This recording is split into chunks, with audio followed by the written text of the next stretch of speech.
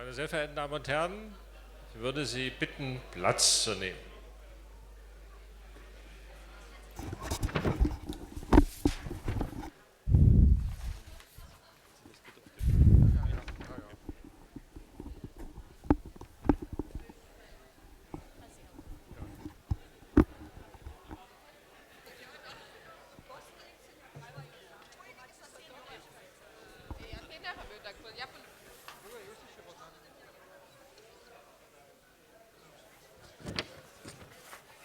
Simona,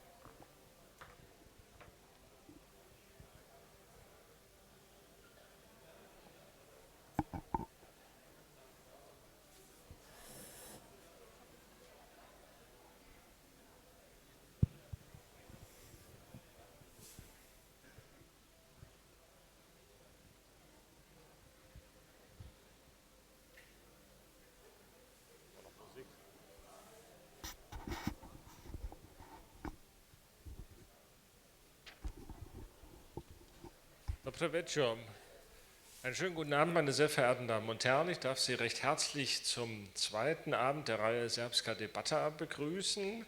Ich bin Roland Löffler von der Sächsischen Landeszentrale für politische Bildung und wir freuen uns sehr, dass wir diese Reihe zusammen mit Srpske noviny und der Stiftung für das sorbische Volk ausrichten können. Das Thema des heutigen Abends ist die Frage nach der sorbischen Bildungsautonomie mit einem Fragezeichen oder weiter wie bisher, ebenfalls mit einem großen Fragezeichen. Ich freue mich sehr, dass Sie so zahlreich der Einladung gefolgt sind. Mein besonderer Gruß gilt Herrn Abgeordneten Mikvausch. Vielen Dank, dass Sie gekommen sind und die Erkenntnisse des heutigen Abends auch in die Regierungskreise tragen werden. Mein herzlicher Gruß gilt auch Herrn Stadnik als Vorsitzender der Domowina und natürlich unseren Partnern Herrn Braumann und Herrn Buda. Vielleicht noch ein paar technische Dinge, bevor wir in die inhaltliche Debatte gehen. Diejenigen von Ihnen, die wie ich leider nicht der sorbischen Sprache mächtig sind, wir haben Übersetzungsgeräte vorrätig, die sind hinter der Techniker-Ecke. Wer Bedarf hat, kann nochmal nach hinten gehen und sich eben so ein Übersetzungsgerät holen. Dann zweite Bitte, wie bei jeder Veranstaltung, das Handy auf lautlos oder Flugmodus stellen. Wir haben ja einen Stream. Wenn es piepst, ist das sehr unangenehm. Dann haben wir Rückkopplungen. Das wäre etwas misslich. Ja, wir freuen uns, dass wir in die zweite Debatte gehen. Wir waren am 27.02. in Schleife und haben über den Strukturwandel und das sorbische Volk geredet. Heute, gerade hier in Grostwitz, wo es ja vor vielen Jahren eine sehr intensive Auseinandersetzung gab um das Thema Schule, dass wir heute fortfahren und dann in der kommenden Woche in Bautzen die nächste Debatte zur Frage, ja, wie kann man das eigentlich deuten, autochthon, indigen, was es für verschiedene Theoriemodelle gibt, die passen oder auch nicht passen. Ich freue mich sehr, dass Frau Milenka-Retschke von Srpske noviny nur die Diskussion übernimmt. Danke allen hier auf dem Podium fürs Mitmachen. Bin sehr gespannt auf Ihre Stellungnahmen und unsere Gäste des heutigen Abends würden nun Frau Retschke vorstellen. Vielen Dank.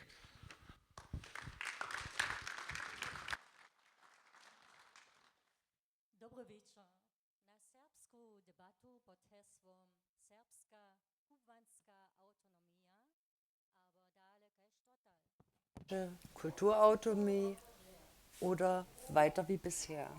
Heute geht es darum, sich Pro und Contra zu verdeutlichen. Das ist durchaus eine große Herausforderung, auch für mich, denn so eine Debatte ist keine Talkrunde wie beim Evangelischen Kirchentag oder wie eine Diskussion an der Universität über Minderheitenrechte oder eine Diskussion zwischen Gymnasiasten über sorbische Patrioten.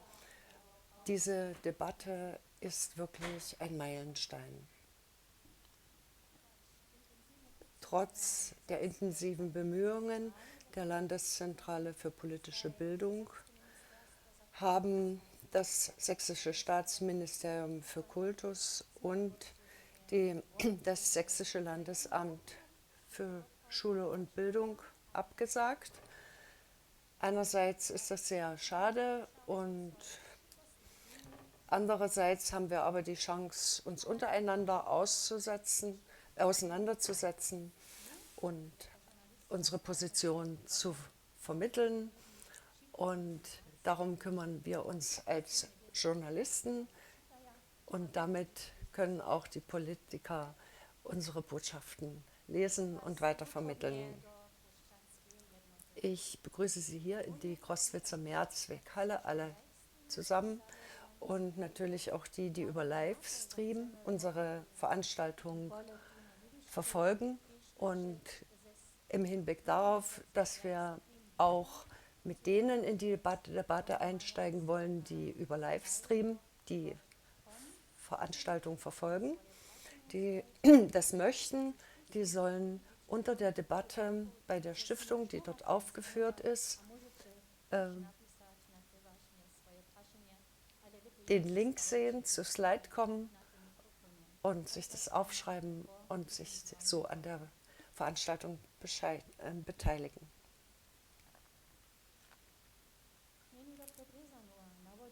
Beate Bresan, die Leiterin des Vitae Sprachzentrums, übersetzt Ihnen heute die Veranstaltung.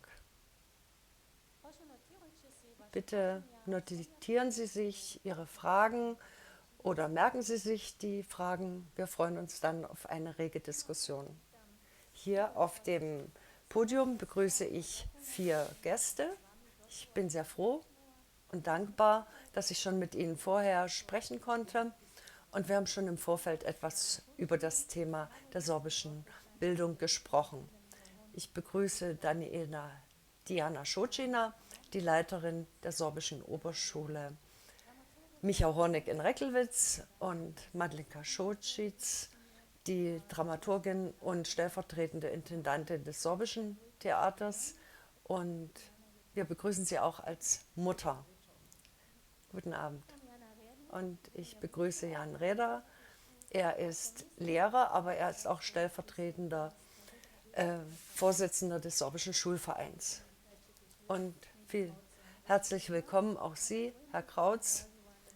Sie sind Ingenieur und auch engagiertes Mitglied des sorbischen Sejm. Sie sind dort Abgeordneter und Mitglied des Bildungsausschusses. Guten Abend.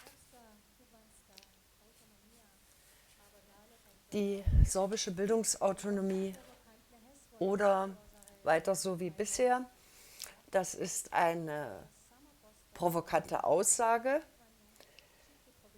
Und wir fragen uns, kann die Selbstbestimmung im Bildungswesen alle Probleme lösen? Oder ist es klüger, das bestehende System zu ändern? Was meinen Sie, Kneni Schocina? Diana, was meinen Sie? Naja, ich habe ja schon eine Stellungnahme in der Sorbischen Zeitung abgegeben. Die Schulautonomie, das ist eher ein fremder Begriff, den ich so nicht vertreten kann. Ich denke, wir haben viele Freiheiten und die Freiheiten, die sich auch weiterentwickeln im Hinblick auf das Bildungsland 2030.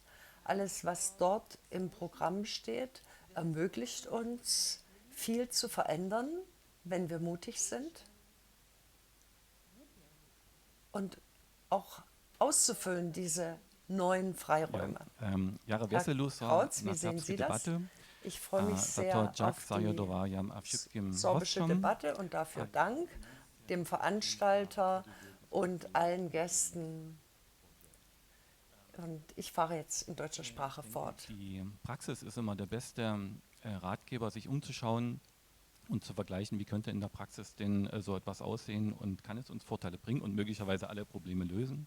Und da will ich darauf verweisen, dass wir im letzten September die Chance hatten, in der deutschsprachigen Gemeinschaft Ostbelgiens, die eine ähnliche Größe haben wie wir, uns anzuschauen, welche Möglichkeiten es gibt. Und ich kann nur berichten, dass die Lehrer dort glücklich und stolz und zufrieden waren mit den Möglichkeiten, die sie selbst gestalten konnten, ihres Bildungssystems. Und deswegen bin ich der Überzeugung, Srpska autonomija to Kunst všetkých Probleme. Ja, ich denke, die sorbische Autonomie wäre das Ende aller Probleme. Ja, wir haben also zwei Meinungen. Ich bitte Sie, kurz nachzudenken. Stellen Sie sich vor, Sie haben Enkel. Welche Schule wünschen Sie sich für Ihre Enkel? Kinder haben Sie, da wissen Sie schon, wie das läuft. Herr Redder, so alt bin ich noch nicht. Und da ist noch genügend Zeit, die vergehen kann. Nach meinen Vorstellungen stelle ich mir eine Schule vor, eine Schule, wo nicht nur Sorbisch unterrichtet wird, aber wo auch ein sorbischer Geist herrscht, wo sorbische Traditionen gepflegt werden und wo Kinder sorbische Sprachräume auch auf dem Schulhof haben, in der Freizeit und vielleicht auch im Schulbus.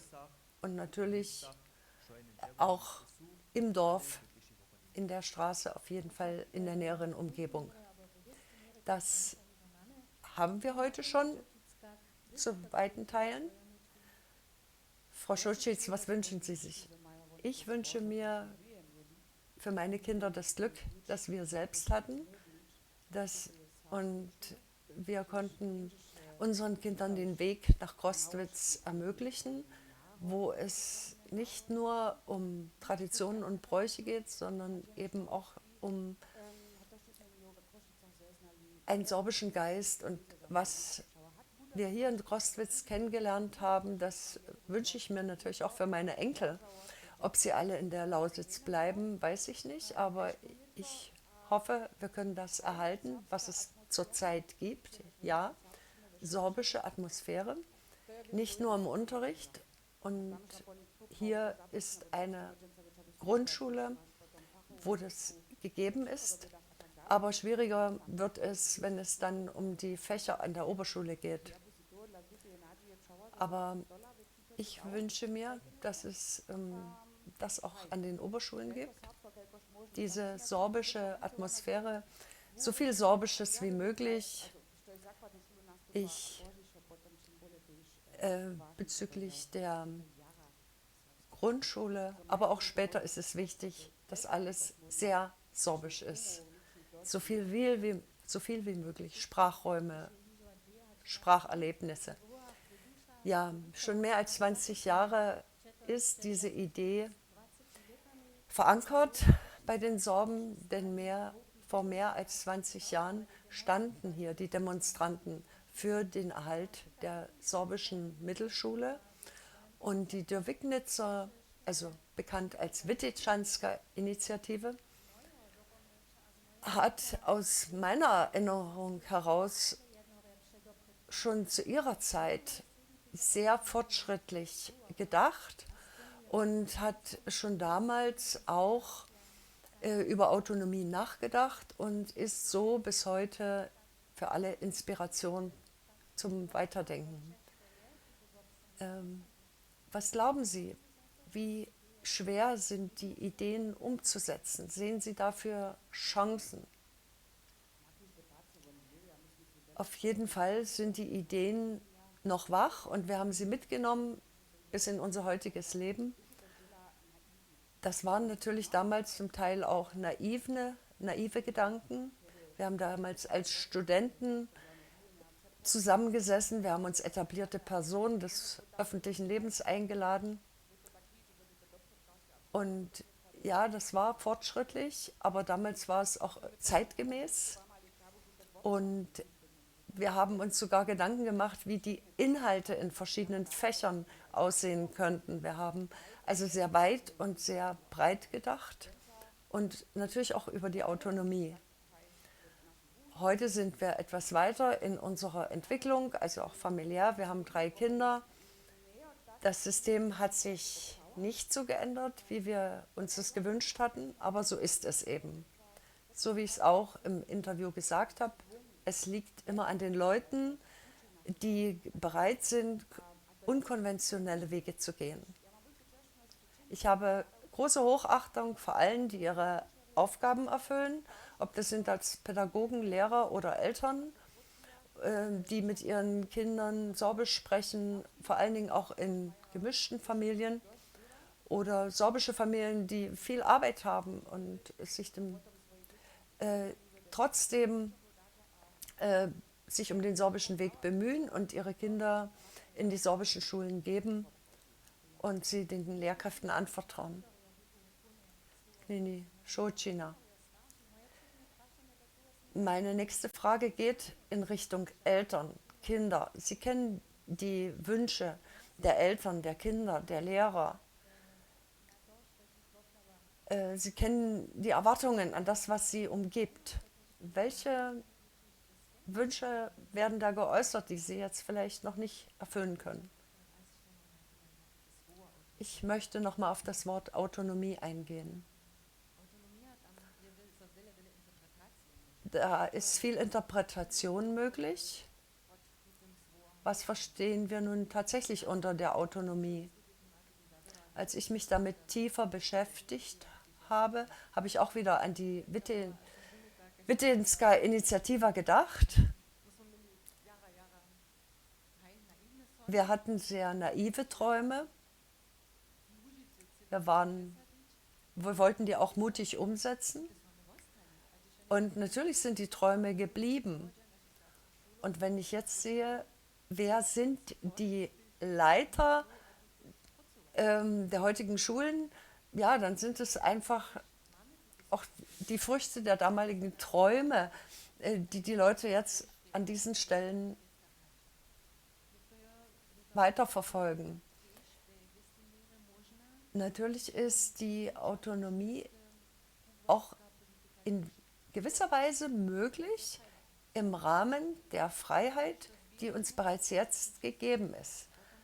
Aber man muss mutig sein, man muss überzeugt sein und dann kann man auch eigene Konzepte an der eigenen Schule umsetzen. Wir können eigene Entscheidungen treffen für bestimmte Unterstützungsmaßnahmen, können Ideen umsetzen. Wir sind nicht in so engen Grenzen, wie manche das denken. Und wenn ich die Visionen sehe, so wie sie in dem Projekt Bildungsland 2030 beschrieben sind, dann sind das wunderbare Visionen, die dort formuliert sind. Ich kann mir nicht vorstellen, dass das 2030 schon verwirklicht ist, aber ich denke, wir sind auf einem guten Weg. Und wenn ich daran denke, was der Sorbische Schulverein jetzt als Forderung formuliert hat, dann sind das Forderungen, die unsere Kinder unterstützen. Und da geht es vor allen Dingen darum, einen besonderen Status der sorbischen Schulen zu ermöglichen. Und wenn wir das heißt, sie wären froh, auch mit wenig neuen Bedingungen. Na, wenig, das meine ich so nicht. Mit wenig. Herr Redder, Sie haben viel mehr Vorstellungen. Wir haben 8 Wünsche oder Forderungen, die sind formuliert, aber sie werden weiter diskutiert. Und ich stimme Jana Shojina zu. Dort geht es in den Forderungen um Klassenteiler, um den Status der Schule, um den Einsatz der Kollegen. Dann geht es um Fachunterricht, um differenzierende Fragen bis hin zum Schultransport. Ich denke auch, dass damit schon große Schritte möglich sind. Herr Redder, auch Sie sind Lehrer. Was wünschen sich denn die Eltern? Unser Junge, der hat dort vielleicht Schwierigkeiten. Gibt es noch andere Wünsche oder Ideen, die Eltern äußern, nicht nur bezüglich des sorbischen Unterrichtes, sondern auch insgesamt in der Vermittlung des Wissens? Ja, die Anfragen sind sehr unterschiedlich. Es geht nicht nur um Sorbisch, es geht auch um die anderen Fächer. Zum Beispiel gesellschaftswissenschaftliche Fächer. Da geht es um Fachterminologie. Das ist immer die Diskussion. Mein Kind wird vielleicht später mal woanders ausgebildet und hat es dann mit der sorbischen Fachterminologie auch die Kompetenz, diese Deutsch auszudrücken. Und ich bin überzeugt, und vielleicht ist es hier auch der richtige Weg, das auszusprechen. Heute, wo so eine große personelle Not besteht, dann kann das Konzept 2 Plus Konzept nicht umgesetzt werden mit 2 Lehrkräften, aber die Lehrkräfte stehen allein vor der Klasse und sie müssen sehr viel Material erarbeiten, um differenziert unterrichten zu können. Und das sind Erwartungen der Eltern und natürlich auch der Schüler. Herr Krautz. Welche der Dinge, die Herr Redder gerade genannt hat, sind denn Bestandteil Ihres Konzepts, das Sie erarbeitet haben? Gerne, bevor ich darauf komme, würde ich zu meinen Enkeln auch noch kurz was sagen wollen. Ich würde Anders als bei meinen Kindern, wo wir ja, ich muss vorher vielleicht nochmal sagen, ich komme ja aus der anderen Welt. Wir haben ja 2 Welten letztendlich im Sorbischen, nämlich einmal die Kernsorbische, wo wir gerade heute hier sind, in Crostwitz, wo das Sorbische praktisch alltägliche Sprache ist und die Kinder es von ihren Eltern mitgegeben bekommen. Und es gibt diese andere Welt der Randbedingungen oder wo die Germanisierung schon so weit fortgeschritten ist, dass die Eltern das eben nicht beibringen können, sondern die Schulen die einzigsten Stellen sind und Chancen, den Kindern das zu geben. Und wir haben ja bei uns in Göda beispielsweise gemeinsam auch mit der Domowina versucht, mehr Sorbisches zu ermöglichen im Sinne sorbischsprachigen Unterrichts, also nicht nur Sorbisch als Fremdsprache, sondern der Anwendung in Weiterführung des Vitai-Konzeptes, was wir in den Kindergarten genossen haben. Es hat leider nicht funktioniert, wir sind ja gemeinsam gescheitert. Und ich würde mir wünschen für meine Enkel, dass wirklich, so wie es im Gesetz eben steht, dass allen Eltern und Kindern, die das möchten, an ihren Schulen das zu ermöglichen ist, dass es nicht nur ein Papiertiger ist, wie es bei mir gewesen ist, sondern bei den Enkeln es Realität wird, die diese Möglichkeiten in den Schulen des sorbischsprachigen Unterrichts bekommen und gleichzeitig, das ist der zweite große Punkt in unserer Welt, die Motivation eine viel andere ist. Es muss einen Coolness-Faktor haben, es muss Spaß machen und dafür beispielsweise eben auch die sorbische Sprache einen Wert haben, beispielsweise anerkannt zu sein als eine der Sprachen, die man braucht, um das Abitur zu erhalten. Das mal zu meinen Enkeln. Die Forderungen des SST finde ich wunderbar und die überschneiden sich sehr, sehr stark mit den Forderungen, die auch das Serbskisem und der Bildungsausschuss des Serbskisem bearbeitet. Die entscheidende Frage ist nur, wie kommen wir zu der Realisierung? Und unser Ziel ist es ja, die Politik so zu gestalten und die politischen Rahmenbedingungen in die eigenen Hände zu bekommen, dass diese Forderungen praktisch selbst entschieden werden können, dass man nicht in Dresden oder in Potsdam einen Minister darum bitten und vielleicht auch betteln muss, sondern wir selbst bestimmen dann die Einstellvoraussetzungen für Lehrer. Wir selbst würden die Klassenteiler bestimmen, wir würden die Größen der Schulen bestimmen, zum Beispiel, wie wir das in Belgien gesehen haben, kleine, wohnortnahe Filialschulen könnten wir eröffnen. Wir selbst bestimmen die Personalschlüssel, wir selbst bestimmen den Einsatz der Lehrer in den sorbischen und den sorbisch sprechenden Unterricht. Wir selbst setzen die Zugangsvoraussetzungen zum sorbischen Gymnasium beispielsweise fest und wir selbst würden die Lehrpläne bestellen und dadurch oder darin eine Balance finden zwischen einerseits eine Kompatibilität mit dem deutschen Schulsystem, aber andererseits eigene Prioritäten setzen zu können. Und wir sind der Meinung, die sorbische Sprache ist allein unsere Sprache und deswegen muss die Verantwortung ganz allein bei uns dafür liegen. Im Hinblick darauf, was Sie gerade gesagt haben, haben Sie, Herr Redder, auch klare Forderungen als sorbischer Schulverein? Und Sie haben Forderungen an das SMK? Und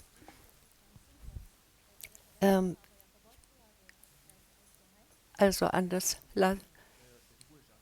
ja, das ist die zweite Forderung, die wir formuliert haben. Die sorbischen Schulen brauchen ein gemeinsames Referat beim Landesamt für Bildung für Kultus. Und sowohl beim SMK als auch beim LASUB muss das gesichert sein.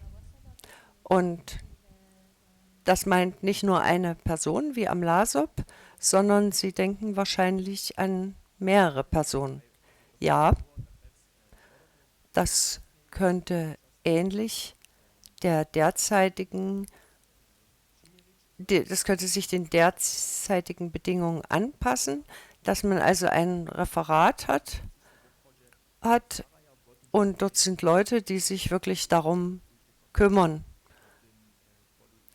Also jeder weiß, dass in Referaten mehrere beteiligt sind und nicht nur eine Person, sondern mehrere Akteure brauchen wir, die zusammenarbeiten beim SMK und im LASUB. Also würde das bedeuten, mehr Selbstverantwortung im staatlichen Schulsystem. Ja, auf jeden Fall. Und vor allen Dingen mehr Potenzial, wenn wir ein sorbisches Referat haben, das für sorbische Schulen verantwortlich ist. Dann kann man auch in angespannten Situationen darüber reden, ob Lehrer auch mal an einer anderen Schule unterrichten können. Und man kann natürlich auch Erfahrungen viel intensiver austauschen. Und man kann das Potenzial und die Kräfte so konzentrieren, dass das am effektivsten ausgestaltet werden kann. Herr Krautz, Also die Idee, sind diese, ja? die Idee ist grundsätzlich sehr zu begrüßen, dass wir viel mehr eigene Strukturen haben. Und im ersten Schritt innerhalb des LASUB ein eigenes Referat zu haben, ist sicherlich wunderbar. Das wäre ein erster Schritt. Mittelfristig und langfristig sehen wir eben, dass das ein eigenes sorbisches Schulamt in Eigenverantwortung des sorbischen Volkes sein müsste. Dazu braucht es eine öffentlich-rechtliche Grundstruktur. Aber das mit den eigenen Strukturen haben wir ja auch in der Vergangenheit gesehen. Wir hatten ein sorbisches Lehrerbildungsinstitut, es gab eine sorbische Sprachschule. Davon wünschen wir einfach uns viel, viel mehr wieder zurück und noch anders als zu DDR-Zeiten, wo es zwar die eigenen Strukturen, aber doch letztendlich in der Trägerschaft des Staates waren, das dann langfristig in die eigene Trägerschaft zu übernehmen. Ja, so eine Sprachschule haben die Sorben inzwischen wieder, auch wenn nicht in der Form wie vorher, aber das nur nebenbei. Diana, bitte. Ich möchte gerne noch einmal darauf springen, bezüglich, was es Herr Krautz angesprochen hat, bezüglich des Coolness-Faktors und des sorbischen Bewusstseins. Ja, dass ein Schüler eben das Sorbische annimmt und auch darauf stolz ist. Ich habe große Zweifel, dass das so funktioniert, indem ich die sorbische Sprache als anerkannte Abitursprache Also das deklariere. Aber wie gesagt, dem kann ich nicht zustimmen. Ich habe die Erfahrung, dass das sorbische Bewusstsein nicht direkt durch den Unterricht zu erreichen ist oder wie der Unterricht anerkannt ist, sondern wie präsent das Sorbische ist ist das Sorbische auch außerhalb der Schule präsent. Ich sehe, dass unsere Jugendlichen mit uns zwar Sorbisch sprechen, aber untereinander sprechen sie häufig Deutsch. Und dagegen möchten wir etwas tun. Aber als wir unser großes Musikprojekt hatten, da hatten wir sehr viele Schüler, die nicht muttersprachlich sind, aber nur dadurch, dass sie zusammengearbeitet haben und was so eine große Präsenz und so einen hohen Wert hatte, nur da, allein dadurch waren sie stolz, Sorben zu sein. Oder ein weiteres Beispiel ist, wenn man mit den Klassen weit weg fährt und die Schüler bekommen ein Feedback von anderen, dass sie eine besondere Sprache sprechen. Und diese Anerkennung bekommen sie hier nicht. Im Gegenteil, wenn sie im Bus Sorbisch sprechen, haben sie eher Schwierigkeiten. Und das ist auch eine Frage der Präsenz des Sorbischen im täglichen Leben. Ist das Sorbische im Radio? Wir haben ein Schülerradio und die Schüler fragen dann, können wir auch deutsche Musik spielen? Und dann sagt sie, wenn Jump mal sorbische Musik spielt, dann können wir hier auch deutsche spielen. Ja, können Sie sagen, dass das Radio etwas ist, was Ihre Schüler gern machen? Ja, die Idee ist in der Corona-Zeit entwickelt worden und wir als Lehrer haben das in die Hand genommen, damit wir den Kontakt zu unseren Schülern halten. Mittlerweile läuft das sporadisch, dass Schüler sich um den Podcast kümmern. Aber das sind Dinge, wo die Schüler diesen Coolness-Faktor erleben. Ja, sehr, sehr interessant und in Ihrer Umgebung des Kerngebietes, sorbischen Kerngebietes, sind das sicherlich die richtigen Maßnahmen und Möglichkeiten, aber die haben leider in Göda oder in Königswarta funktioniert das so leider nicht. Ich würde Sie wirklich einladen, mal nach Göda zu kommen und mit den Schülern und Lehrern und Eltern vor allen Dingen zu sprechen und sich mal auszutauschen, welche Anforderungen dort sind und wie man die Kinder dort dazu bewegen kann. Und da ist es schon ein Unterschied. Die Kinder denken ja auch praktisch, wenn sie wissen, sie lernen diese Sprache, weil sie nachher dafür nutzen können, zum Beispiel kein Französisch oder Russisch oder Latein lernen zu müssen, weil sie das schon mitbringen aus dem Kindergarten.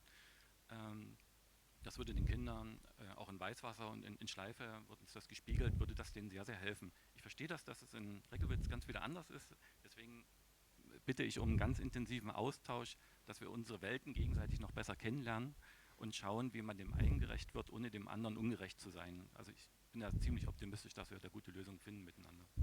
Und letztendlich, ich will kurz sagen, unser Gebiet sind nun auch die Gebiete, wo wir diese 80.000 zukünftigen neuen sorbischen Sprecher nur rekrutieren können. Ich glaube, das Gebiet hier, das Sorbische, das ist weitgehend ausgereizt. Da können wir vielleicht insgesamt auf 20 kommen, aber 80 müssen wir in den anderen Bereichen bekommen und da brauchen wir eben diese anderen neuen Ideen. Ich würde gern daran anknüpfen, also an die Randgebiete. Wenn Madlenka Schultschitz sagt, dass sie ihre Kinder nach Kostwitz gebracht hat und das auf sich genommen hat. Also so wurde das auch veröffentlicht. So hätten wir in einer Forderung auch eine klare Antwort, nämlich mit dem Schülertransport. Wenn wir ermöglichen, dass für kleine Gruppen von Schülern einfach die sorbischen Schulen erreichen, in Radibor, in Reckelwitz, in Bautzen, dann würde das Kind nicht zu viel Zeit verlieren. Wenn es eine direkte Verbindung hätte, könnte eben auch die Hausaufgaben zu Hause machen, vielleicht sogar bei der Tante oder bei der Oma im sorbischen Dorf. Und Herr Krautz, da sind wir an den Randgebieten und können die Schüler dort abholen. Ganz kurze Antwort darauf. Ist eine Variante und mir wurde ja entgegen der Gesetzeslage eben zum Beispiel auch gesagt, dann schick doch deine Kinder nach Kostwitz, wenn du es in Göda nicht bekommst. Das ist sicherlich für eine Möglichkeit und ich würde das immer den Eltern überlassen, ob sie sich dafür das eine oder das andere entscheiden. Aber ich will ja dieses andere Ziel auch nochmal ins Feld führen. Wir wollen ja gerade in Göda wieder revitalisieren, das Sorbische. Und die sorbischen Schulen, die sorbischen Sprachangebote sind da ein ganz fester Anker. Und wenn wir das einfach immer wieder in dieses Kerngebiet verlagern, würden wir es nie schaffen, in Göda wieder zu revitalisieren. Deswegen ist es nicht so 0, 100% und schwarz oder weiß. Dazu möchte ich auch gern etwas sagen. Denn wir haben das schon mehrfach angesprochen. Man muss unterscheiden zwischen Schulen, wo eine muttersprachliche sorbische Atmosphäre ist und wo wir ein Potenzial haben, das wir ganz anders fördern werden müssen, damit wir und, und auf der anderen Seite haben wir Schulen, die mehr am Rand sind und wo die sorbische Sprache und Kultur eher Begegnungssprache und Begegnungskultur sind. Und keine Schule ist gleich der anderen. Natürlich wäre das schön, wenn man den Transport einfacher machen könnte. Für uns gab es damals keine Alternative. Ich bin gerne in Radibor und ich freue mich, wenn unsere Osterreiter dort sind und der Chor Mea singt. Wir haben auch die Möglichkeit bekommen, die Kinder nach Radibor zu schicken, aber wir wollten sie nicht nach Radibor bringen. Wir wollten sie gezielt nach Kostwitz bringen. Was war der Unterschied? Wir haben das damals schon so empfunden, dass die muttersprachlichen Schüler hier anteilsmäßig wesentlich größer sind. Und dann ist die Chance, dass alle auf ein gutes sprachliches Niveau kommen, ist einfach mehr gegeben.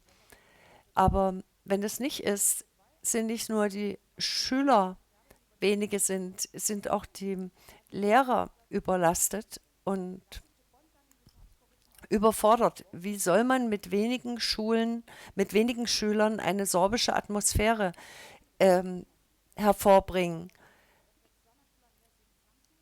Jede Schule ist anders und wir müssen wirklich daran arbeiten, muttersprachliche Bildung und Förderung der anderen Schüler, die nicht muttersprachlich sind.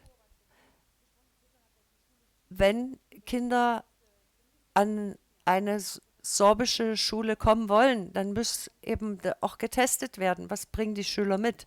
Und das müsste auch in gewissen Abständen wiederholt werden. Und das sind meine Bedenken, dass das jetzt so nicht funktioniert. Und ich habe Verständnis dafür, dass Lehrer sich überfordert fühlen, wenn nicht genügend sorbischsprachiges Personal da ist für verschiedene Fächer oder auch die Zusammensetzung der Klasse eben nicht so sorbischsprachig ist, dann ist es umso wichtig, mehr beizugeben. Aber mir ist auch klar, wie schwierig das ist, das ganze Vokabular zu erarbeiten, das Fachvokabular. Und je länger alles, was man am Anfang als Grundlage gibt,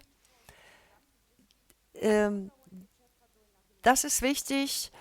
Und dann ist es auch möglich, dass, wenn Sie also eine gute Grundlage haben, dann schaffen Sie es auch, am Gymnasium weiterzukommen und auch das Sorbische in sich zu erhalten, auch wenn der Unterricht nicht mehr so optimal ist wie hier in Kostwitz. Wie sehen Sie die Situation der Überprüfung der Sprachstände? Sind diese Aufgaben angemessen im Hinblick auf Sprache?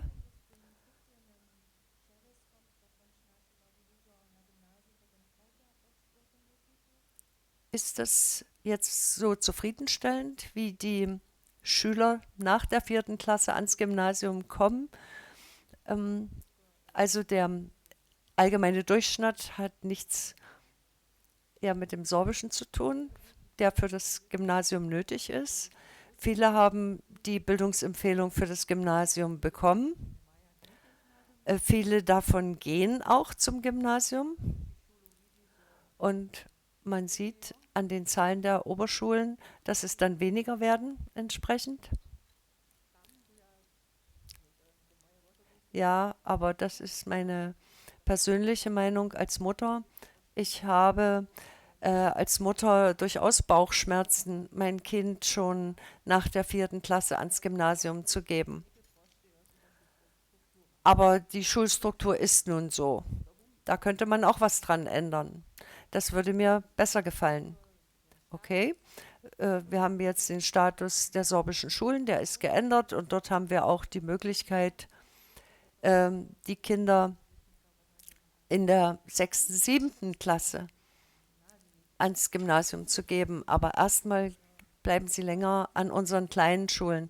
Aber auch diese Idee ist schon 20, 30 Jahre alt, dass das längere gemeinsame Lernen ermöglicht werden sollte. Und das gilt aber nicht nur für die sorbischen Schulen. Aber ich glaube, das wird sich künftig entwickeln. Ja, das war jetzt nur ein Aspekt der Frage, meiner Frage. Mein Blick geht noch in eine andere Richtung, nämlich in welcher Weise lässt sich die vielfältige Bildung neben der sprachlichen Bildung, lässt sich diese Bildung, die vielfältige Bildung verwirklichen? Sind wir auf dem richtigen Weg, eine sorbische Elite zu bilden, auch im Sinne der slawischen Verbundenheit? Das ist eine Frage, die mich schon immer bewegt. Herr Redder, ich kann darauf kurz antworten. Jeder, der sich die Lehrpläne anschaut und die Inhalte, die da drin sind, da gibt es Pflichtinhalte und dort spielt das Slawische auch eine Rolle im Hinblick auf Geschichte. Also auch im Rahmen der sorbischen Geschichte wird dieses Wissen vermittelt. So wie ich schon sagte, das sorbische Bewusstsein ist wichtig. Aber dafür ist jede Schule selbst verantwortlich. Das kann jede Schule in ihr Schulprogramm einschreiben. Und Sie können es hervorheben im Programm, dass jeder, der sich an der Schule anmeldet, eben auch dieses sorbische Bewusstsein mitbringen sollte. Und natürlich haben wir auch Schüler, die nicht muttersprachlich sind, aber die Zeit ist so vorangeschritten, dass wir spüren, dass in Reckelwitz inzwischen die Eltern und die Kinder sich bewusst für die sorbische Schule entscheiden. Sie könnten ihre Kinder auch nach Elstra schicken. Und die Eltern wissen, dass wir eine sorbischsprachige Bildung haben. Natürlich ist es manchmal nicht einfach mit den Randgebieten. Die Ressourcen sind derzeit sehr begrenzt.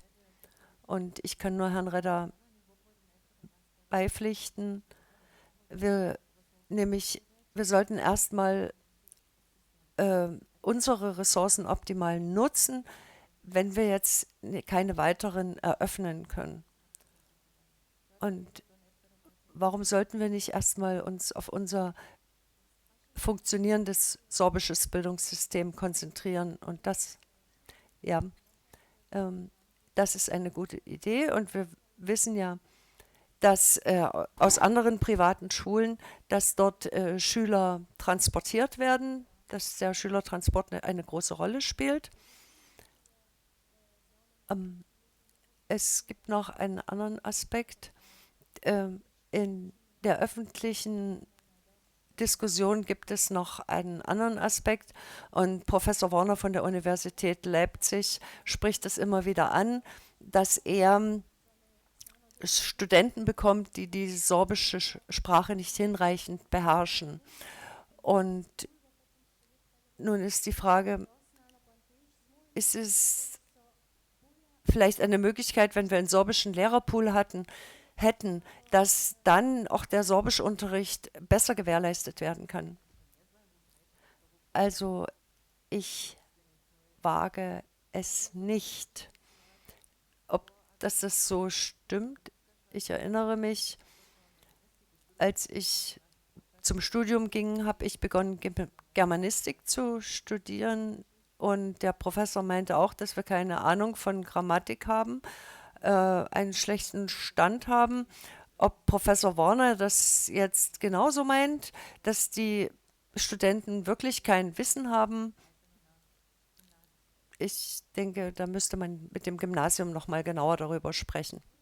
Gymnasium ist leider nicht vertreten, aber ich habe selber mit meinem Mann 2 Kinder, 2 Töchter, die das Gymnasium besucht haben und sie sprechen sehr gut Sorbisch und ich möchte ein Kompliment an das sorbische Gymnasium aussprechen.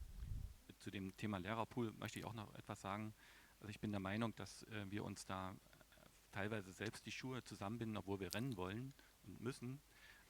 Die Konzentration auf eine einzigste Ausbildungsstätte da in Leipzig halte ich für wenig hilfreich und das, was eben erzählt wird, wie viele Abbrecher wir haben und wie wenig dabei am Ende an Lehrern herauskommt, das ist nicht befriedigend. Deswegen nochmal die Forderung, im eigenen System auch eine eigene Ausbildungsstätte zu haben im Siedlungsgebiet und da viel niederschwelliger die Möglichkeit zu erschaffen, insbesondere Grundschullehrer und andere Lehrer selbst auszubilden. Und der Schülertransport will ich auch noch kurz sagen, das ist ja, fragt man mich immer, warum habt ihr denn keinen eigenen Schülertransport? Klar sollte man das auch in die eigenen Hände nehmen. Noch eine Frage, Kneni Schocic, bezüglich des Sorbischen. Wir hatten uns vorher schon unterhalten. Diana hat auch großen Wert darauf gelegt, dass eben auch Eltern eine große Verantwortung haben. Ja, selbstverständlich, wie ich es schon sagte. Aber je älter die Kinder werden, desto weniger Kontakt haben sie mit den Eltern. Vor allen Dingen in der Pubertät. Und wir haben das Glück, dass unsere Kinder sehr viel mit uns diskutieren. Aber dennoch, mich beschäftigt noch etwas anderes. Bezüglich des Sprachstandes, wenn sie das Gymnasium verlassen. Mir ist auch jeder Schüler einer Oberschule lieb. Da muss ich mal meine Rolle als Mutter beiseite stellen und mich als Leiterin einer sorbischen Institution eher positionieren. Und ich freue mich eben immer, wenn wir Programme aufführen und Schüler den Programmen ohne Kopfhörer folgen können. Und es ist egal, ob die Kinder aus dem Zentrum oder aus dem Randgebiet kommen. Aber wir merken, unser Sprachstand ändert sich. Und wir haben uns gesagt, wir werden uns mehr anstrengen. Wir machen für kleinere Kinder Inszenierungen sorbisch, muttersprachlich und für die anderen zweisprachig.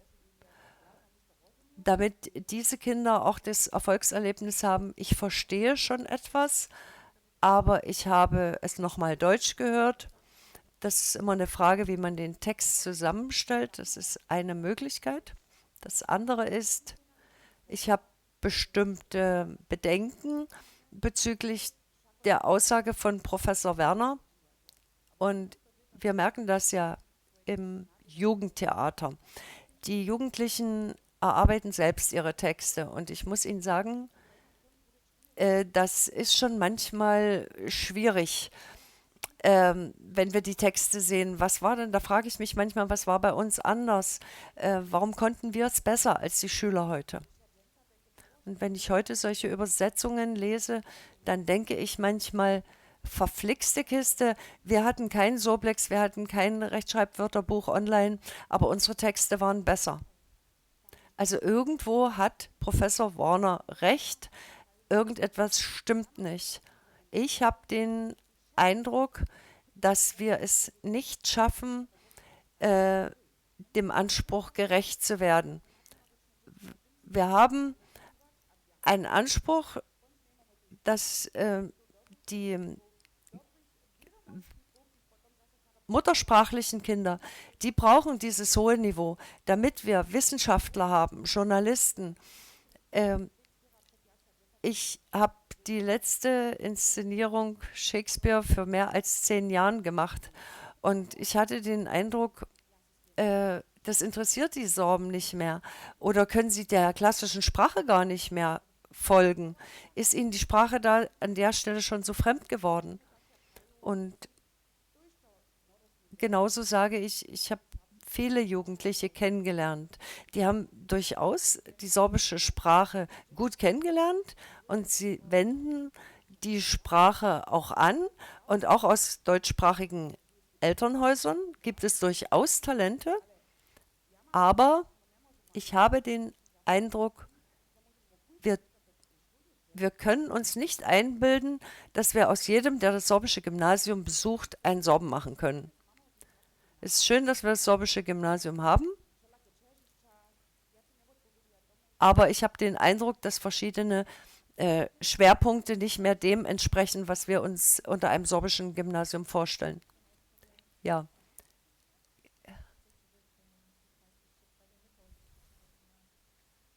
Sie haben erst genickt, als es ums Gymnasium ging.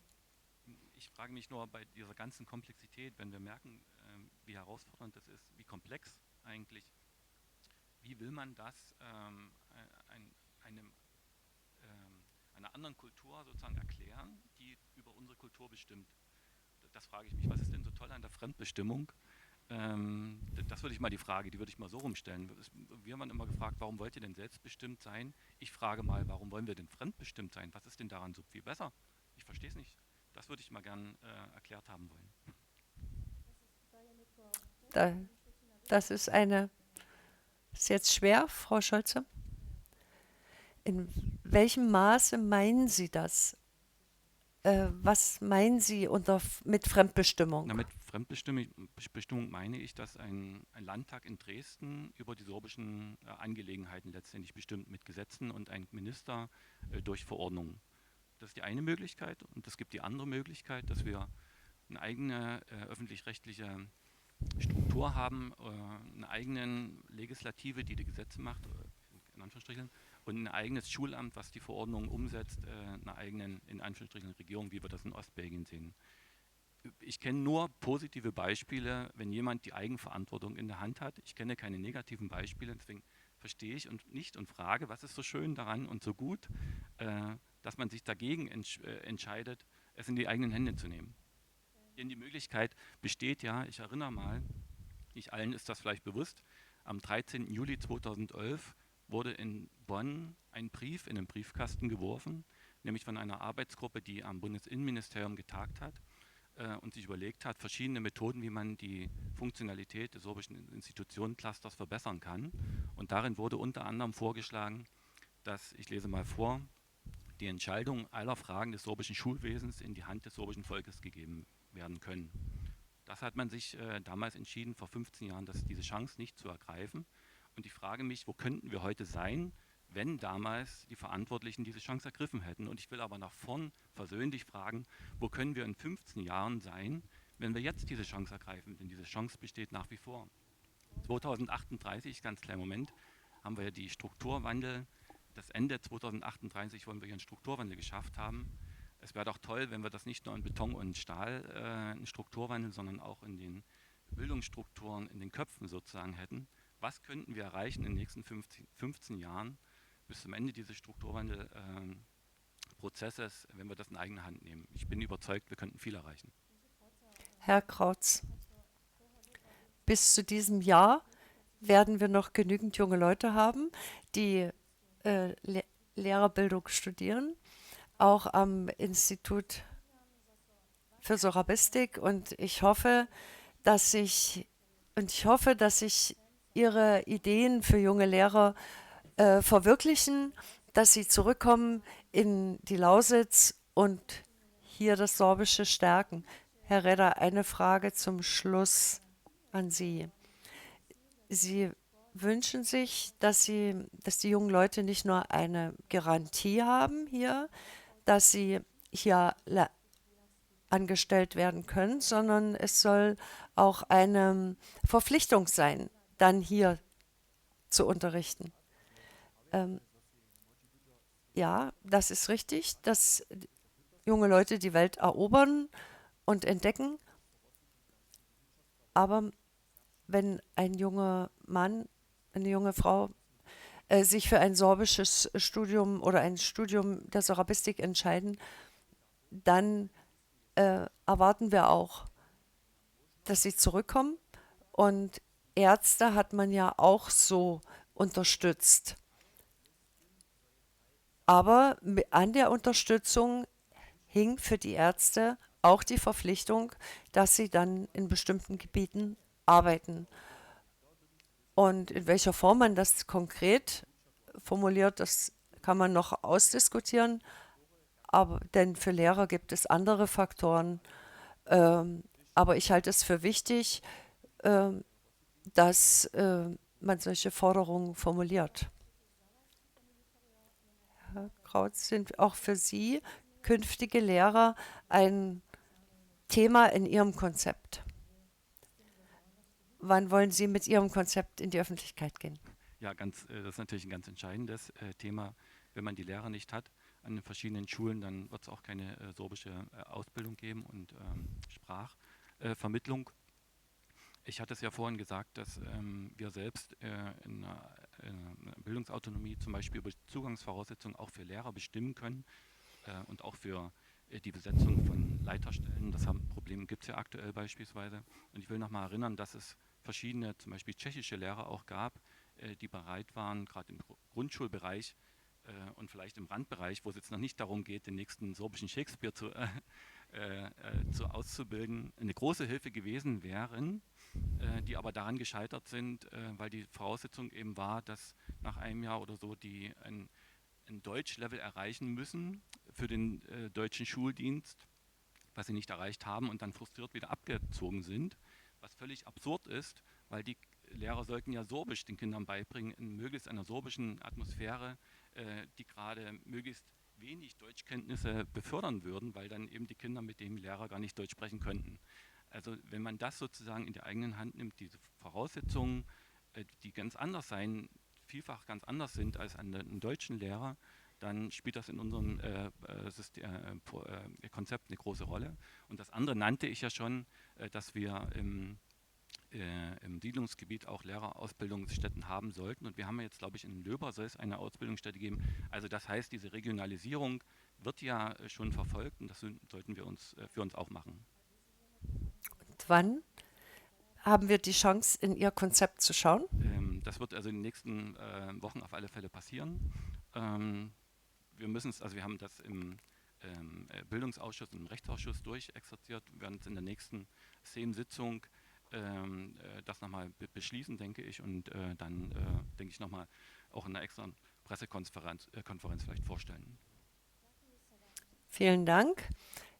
Ich danke Ihnen allen für Ihre Beiträge und jetzt sind Sie an der Reihe, Ihre Fragen zu stellen. Bitte stellen Sie sich kurz vor mit Ihrem Namen und stellen Sie dann auch Ihre Fragen an die Gäste bei uns im Podium. Wer möchte gerne? Agnes Schurmann. Agnes Czornak. Bitte verwenden Sie die Mikrofone.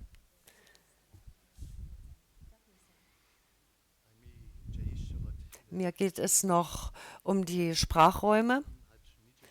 Ich weiß nicht, ob irgendwo im Konzept steht, wie wir wieder gemeinsam neue Mittelschulen eröffnen wollen.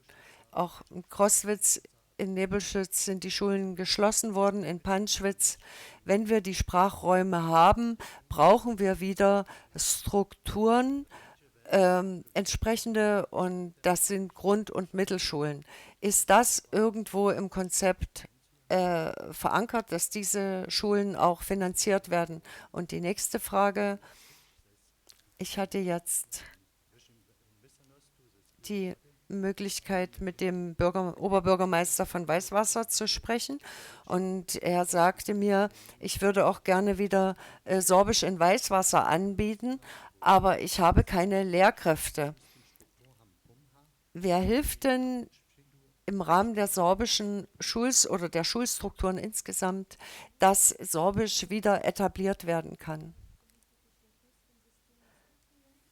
Da kann vielleicht jemand etwas sagen? Ja, darauf muss das SMK antworten und die sind leider nicht da. Im Modell der Aber in Ihren Fragen ist das dabei, Herr Redder und Herr Kreuz? ja, also im Konzept einer Bildungsautonomie würde diese Entscheidung der Mindestklassenstärken und auch der Zügigkeit von Schulen selbstbestimmt werden. Und wir haben es in Ostbelgien beispielsweise gesehen, da hat man das sehr, sehr stark herabgesetzt und hat sogar die Idee gehabt, Filialschulen zu eröffnen. Das heißt, ein Direktor ist für 3 Schulstandorte zuständig. Damit kann man sehr effizient mit wenig administrativem Aufwand in die Breite gehen. Und das hat uns wirklich sehr, sehr stark überzeugt. Entschuldigung, Herr und Redder? vor allen Dingen kann man dann auch dieses Ziel mal vielleicht im sorbischen Schulsystem ganz als Pionier sozusagen für das deutsche Schulsystem als Vorbild mal umsetzen mit dem längeren gemeinsamen Lernen. Herr Redder? Wenn wir darüber sprechen, dass sorbische Schulen einen neuen Status bekommen, vor allen Dingen auch im Hinblick auf den Klassenteiler, dann hätten wir kleinere Klassen und das Schulsystem ist auch immer davon abhängig, wie viel Nachwuchs kommt. Wenn wir an die Oberschulen und das Gymnasium schauen und auf das, es ist immer so, dass man guckt auf den Vorgänger, also und bis hin zu den Geburtszahlen kann man zurückschauen und diese Zahlen sind richtungsweisend. Und ich kann mir vorstellen, wenn wir einen besonderen Status erlangen, dann könnten wir perspektivisch in bestimmten Gebieten auch über verschiedene Schulöffnungen, Neuöffnungen wieder sprechen. Was glauben Sie, wird das Bestandteil der neuen Verordnung über die Arbeit an sorbischen Schulen sein? Kann sich dort etwas ändern? Also die Bedingung war mit dem Sorbenrat unlängst, dort hat der sorbische Schulverein ganz klar mit seinen 8 Forderungen das zum Ausdruck gebracht. Jana Schocina war dabei und natürlich sind diese Forderungen so ein Inhalt, den wir uns auch im Rahmen der Verordnung wünschen. Und was glauben Sie, wann wird die Verordnung kommen? Oder wann wird es, daran muss gearbeitet werden? Es wird auch schon daran gearbeitet, im Rahmen des sorbischen Schulvereins, zum Teil auch mit der Domowina. Aber wie schnell die Prozesse laufen, das ist schwer einzuschätzen und ich mache darauf aufmerksam, wir stehen gerade vor den Wahlen. Noch niemand hat darauf geantwortet, wie wichtig sind die Verbindungen der sorbischen Schüler mit anderen slawischen Minderheiten. Ich möchte darauf leger antworten. Herr Novosad interessiert sich natürlich dafür. Ich kann nur als Mutter sagen, man ist als Mutter sehr glücklich, wenn ein Kind nach Hause kommt von einer Fahrt in einem slawischen Ausland, zurückkommt und sagt, Mama, ich habe alles verstanden, ich habe mich überall zu Hause gefühlt. Und natürlich müssen wir dafür auch die Kontakte ins slawische Ausland pflegen.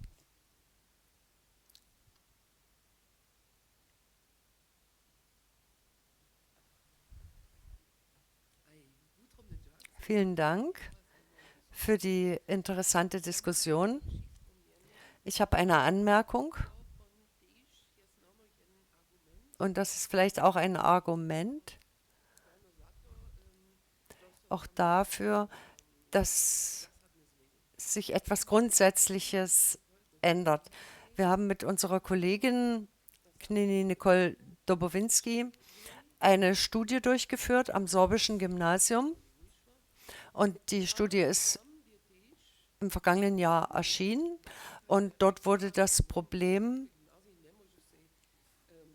beschrieben, dass man am Gymnasium sich keine Sorben backen kann. Aber wir wissen, dass in der Bretagne ist die Weitergabe der Sprache also in der Bretagne hat eine Generation gefehlt, aber das bretonische Modell der Weitergabe der Schule funktioniert anders, weil es dort eine konsequente Sprachpolitik als Rahmen gibt. Šočina hat darüber gesprochen. Man kann ein sorbisches Profil beschreiben, aber eine konsequente Sprachpolitik, dass hier alle Sorbisch sprechen, die wäre möglich. Und mit diesem Ergebnis haben wir uns an die Schulleitung gewandt und die Studie vorgestellt und haben Empfehlungen ausgesprochen. Alle sprechen Sorbisch zum Beispiel.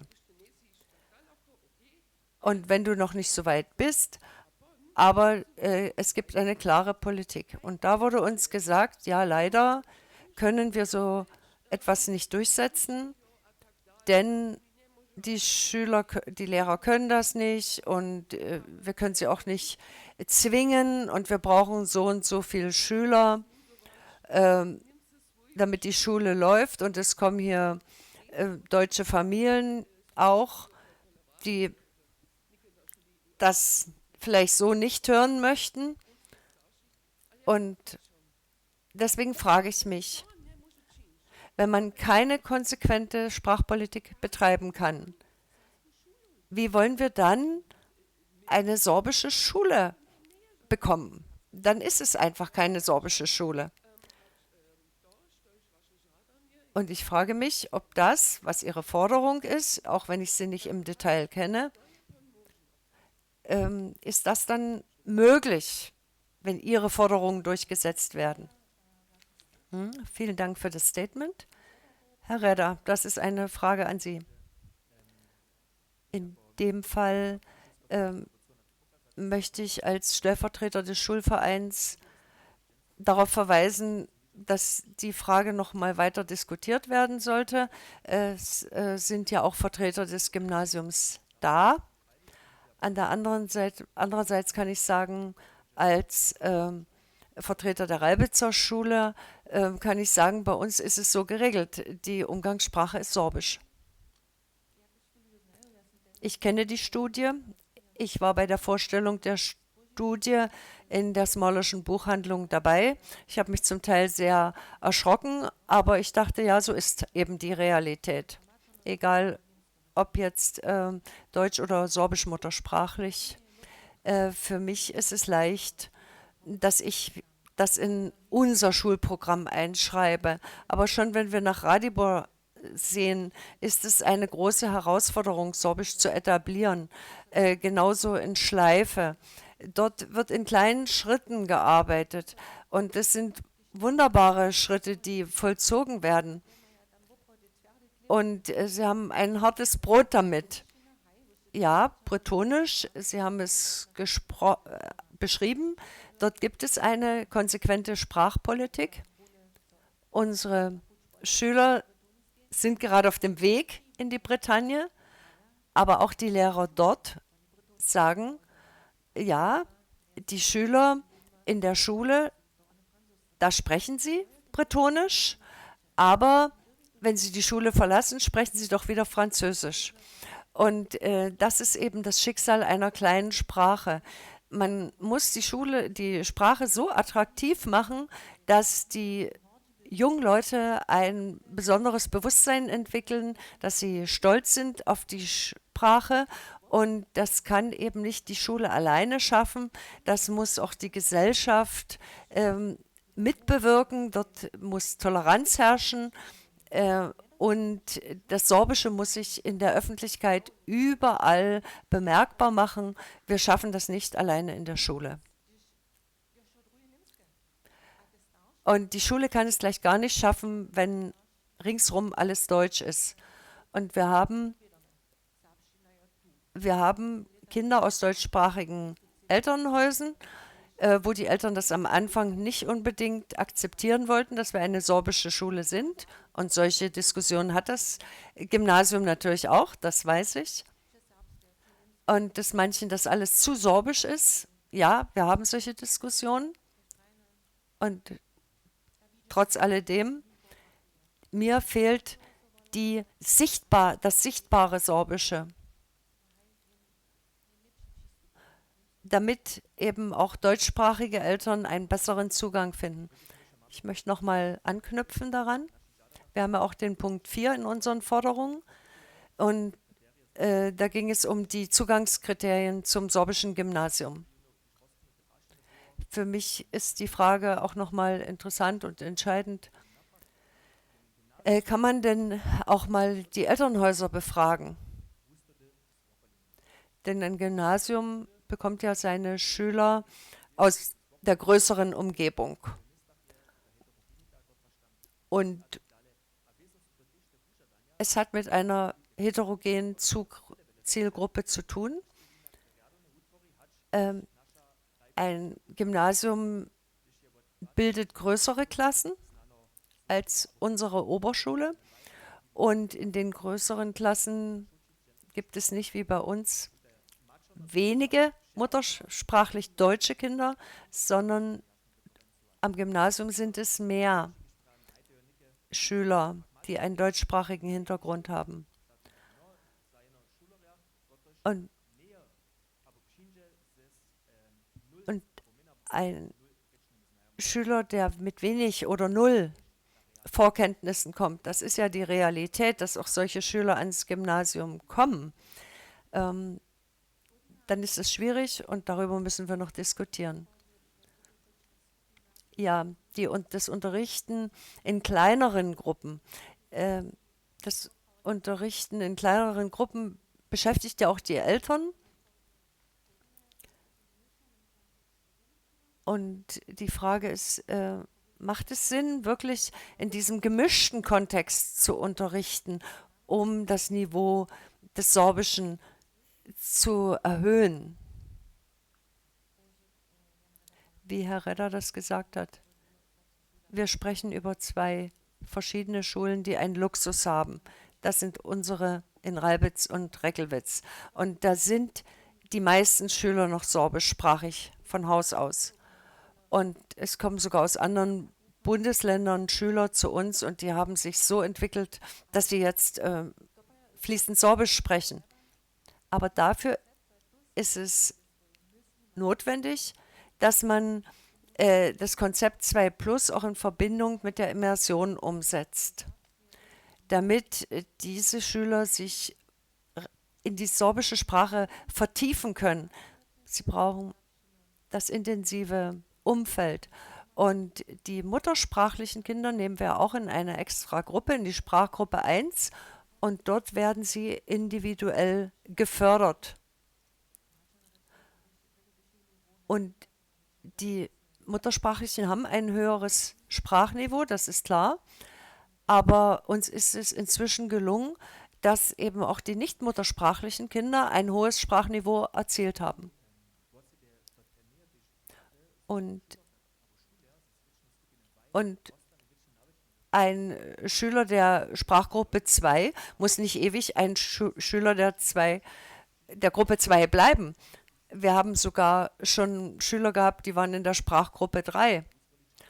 Und Eltern dürfen auch mitentscheiden, in welche Sprachgruppe die Kinder kommen und ob Kinder in der 10. Klasse die sorbischsprachige Prüfung ablegen oder die deutschsprachige. Und wir hatten schon Fälle, dass Kinder aus deutschen Elternhäusern sorbische Prüfungen abgelegt haben, also im Fach Sorbisch. Und ich hatte eine Diskussion, als ich noch Mutter war, beziehungsweise noch eine Tochter am Gymnasium hatten. Und wir haben damals abgewogen, ob naturwissenschaftliche Fächer wieder sorbisch unterrichtet werden sollten, konsequenter, oder ob man das gemischt macht. Und ich habe es so im Bewusstsein, dass diese Diskussion immer noch geführt wird um die naturwissenschaftlichen Fächer. Und ich frage Sie, wie sehen Sie das in den naturwissenschaftlichen Fächern? Das ist eine Frage der Praxis. Sollten sie Sorbisch unterrichtet werden oder Deutsch und Sorbisch? Soll ich die Frage nochmal? Wir haben zum Beispiel die Situation, und das ist kein Geheimnis, uns fehlen die Fachlehrer. Und wer sich die Seiten anschaut bei Lehrerwerden in Sachsen, dann werden eben insbesondere Lehrkräfte für Naturwissenschaften gesucht. Und so kann jeder Schulleiter froh sein, wenn er überhaupt einen Fachlehrer hat. Und wenn er dann noch dazu ein Sorbe ist, dann ist das natürlich Glück. Und wenn es ein Lehrer ist, der schon Erfahrung hat, dann sprechen diese Lehrkräfte, die Sorbischsprachigen, natürlich auch im Unterricht Sorbisch. Und die Fachsprache im Unterricht ist dann aber Deutsch. Aber das ist auch eine Erscheinung der Zeit. Wenn wir auch in Betracht ziehen, wie viel Physik und Biologie ausgefallen ist aufgrund der Personalsituation, dann müssen wir es auch zur Kenntnis nehmen. Ja, aber ist das etwas, was so ein sorbisches Referat dann in die Hand nehmen könnte? Wir haben ja den Luxus mit den kleineren Schulen und wir haben auch die Erlaubnis, einzügig zu fahren. Dann könnte natürlich das Referat würfeln, und das wäre dann über die Köpfe der Lehrer hinweg, wohin der Lehrer geschickt wird zum Unterricht. Und so könnten die Schulen sich ja gegenseitig helfen. Das machen wir jetzt schon, dass wir uns gegenseitig helfen. Zwar nicht mit dem Gymnasium, da gibt es keinen Austausch, aber unter den Oberschulen ist das schon so, dass wir auch bei Schwangerschaften solche Vertretungen untereinander organisieren. Aber am Gymnasium scheitert das, weil die Sekundarstufe 2 nicht abgedeckt werden kann. Ja, das hängt immer davon ab, welche Qualifikationen die Lehrkraft hat. Sie haben ja den Lehrerpool angesprochen. In dem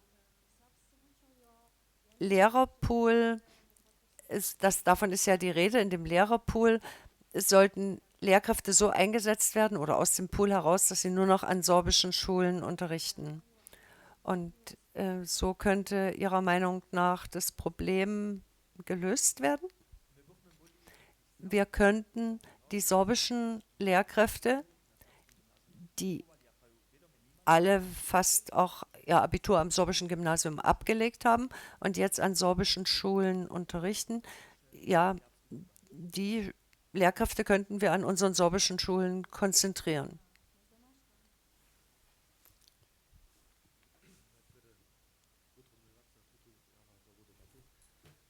Vielen Dank für die gute Debatte.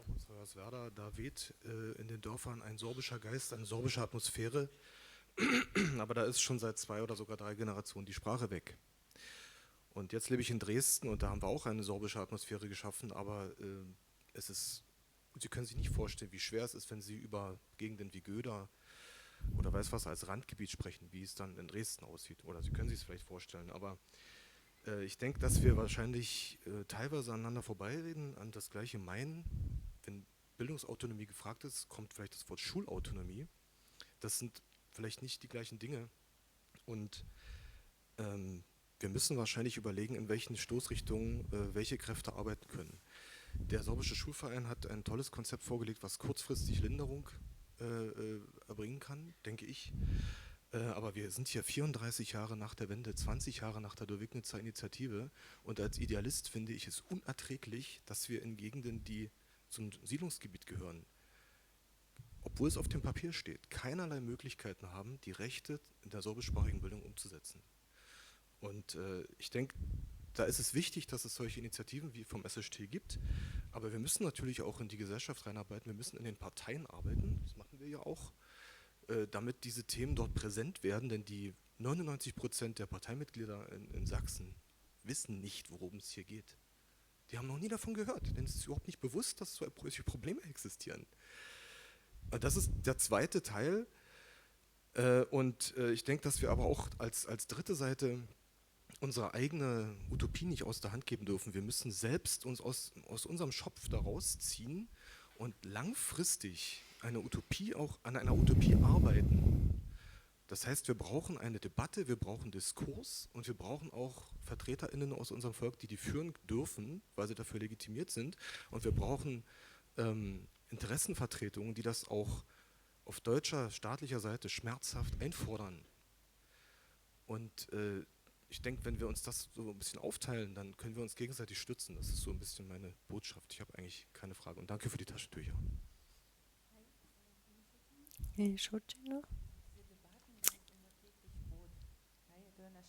Das ist unser täglich Brot, dass wir diese Debatten führen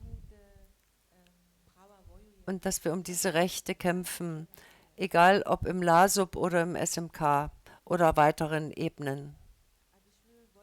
Und wenn Sie davon sprechen, dass wir uns selbst aus dieser Misere herausziehen müssen, dann machen wir das auch. Und ich traue mir jetzt für alle Schulleiter zu sprechen, dass alle Schulleiter mutig sind, weil sie jede Woche darum kämpfen, dass sie im Rahmen ihrer Möglichkeiten das umsetzen, was in ihren Visionen eine Rolle spielt. Und wir haben diese Visionen und wir haben auch Kräfte, Visionen zu verwirklichen. Und ich bin wirklich dankbar für die Initiative des sorbischen Schulvereins. Der Schulverein hat die Schulleiter eingeladen und gefragt, was bewegt euch? Und es ist wichtig, dass mit denen gesprochen wird, die alle Forderungen täglich umsetzen müssen. Wir haben unsere Kritik dazu gesagt, was im Schulverein vorgeschlagen wurde, und wir haben natürlich auch unsere Ideen geäußert, und ich hoffe, dass die Forderungen des Schulvereins bald umgesetzt werden können. Und dann sind wir auf einem guten Weg, eine Bildungspolitik für unsere Schulen zu entwickeln. Denn da reicht es nicht, dass wir selber entscheiden dürfen, sondern da gehört auch Inhalt dazu. Und für die Inhalte können wir uns jetzt schon viel Freiheit nehmen. Und wenn ich schaue in das Konzept Bildungsland 2030, dann sehe ich, welche Möglichkeiten sich dort uns eröffnen. Dazu gehört natürlich auch die Infrastruktur, und die ist ja dort auch als großer Punkt mit beschrieben. Herr Zu.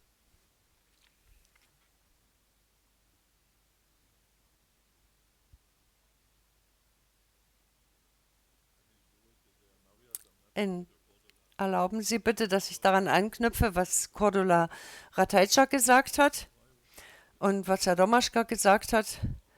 Wir dürfen uns nichts vormachen. Wir haben im sorbischen Rat darüber gesprochen, und es war für mich ein ernüchterndes Erlebnis im Sorbenrat, weil ich im Sorbenrat feststellen musste, dass wir Sorben uns unsere Probleme manchmal Gold einfärben.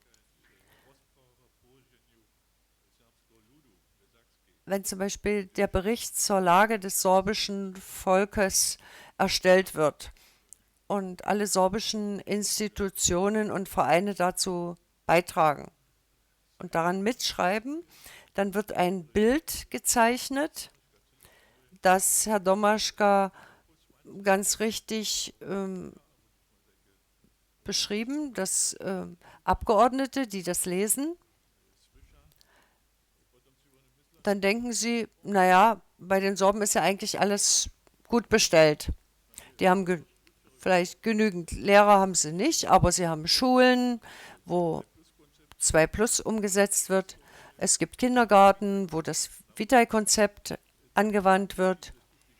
Aus den Kindergärten gehen die Kinder an die Schulen und von den Schulen ans Gymnasium und dann studieren sie. Dann kommt zwar leider zu wenige zurück, weil heutzutage vielleicht zu viele Medizin studieren wollen. So ein Verständnis eines Abgeordneten entsteht dann so, wenn es alles so beschrieben wird, als wäre es in Ordnung und in dem Gespräch mit dem Schulverein muss ich etwas feststellen. Dort wurde gesagt, wir haben das Konzept 2+, aber es wird gar nicht angewandt. Es kann überhaupt nicht angewandt werden. Es hat keine gesetzliche Grundlage. Viele wissen gar nicht, was es überhaupt umfasst. Nirgendwo ist eine verantwortliche Person, die das vertritt und durchsetzt. Und deswegen haben wir gleich die Forderung angenommen, dass Strukturen im LASUB und im SMK sein müssen, die sich darum kümmern. Aber wir brauchen natürlich auch juristische Grundlagen, dass das 2+-Konzept anerkannt ist und dass es auch bekannt ist, auch bei Deutschen. Wir haben zwar eine Broschüre dazu, und 2018 ist damals etwas formuliert worden,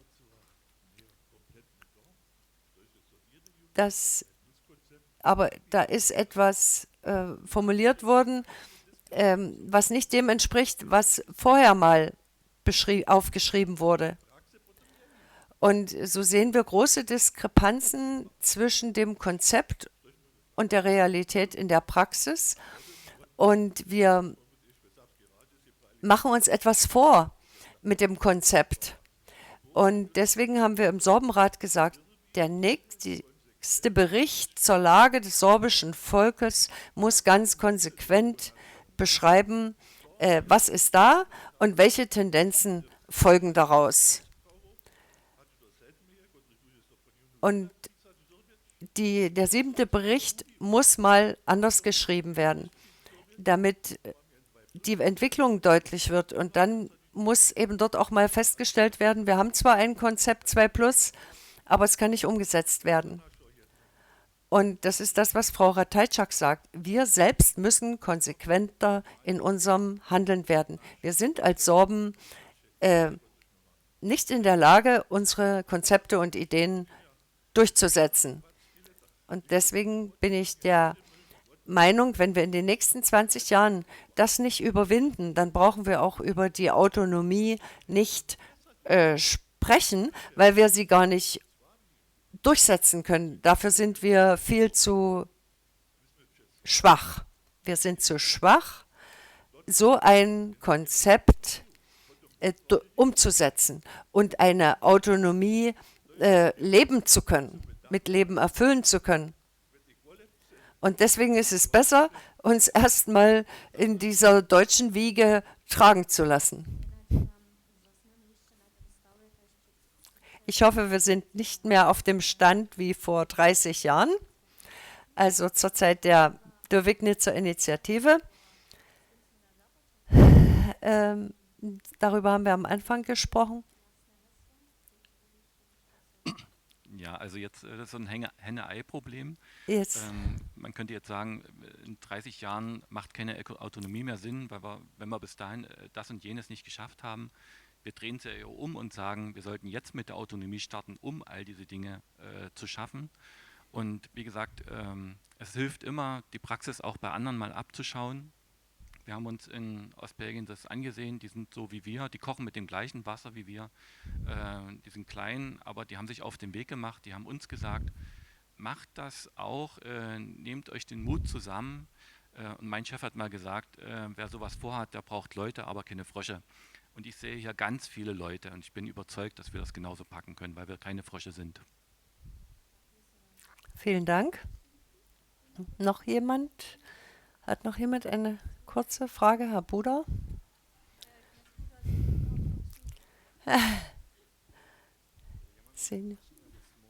Ich habe eine Frage. Wir haben vor einigen Monaten eingeladen,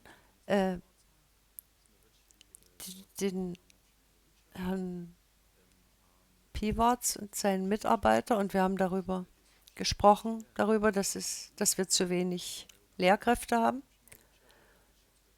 Und er sagt, ja, wir haben jetzt schon zu wenig Lehrer und ihr wollt jetzt noch mehr haben.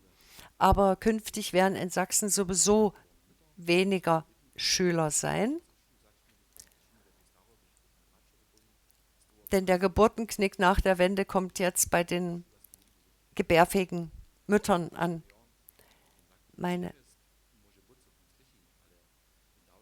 Frage ist, gibt es irgendwelche Statistiken, aus denen man herauslesen kann, dass wir so einen Rückgang der Schülerzahlen haben werden aufgrund des Geburtenknicks?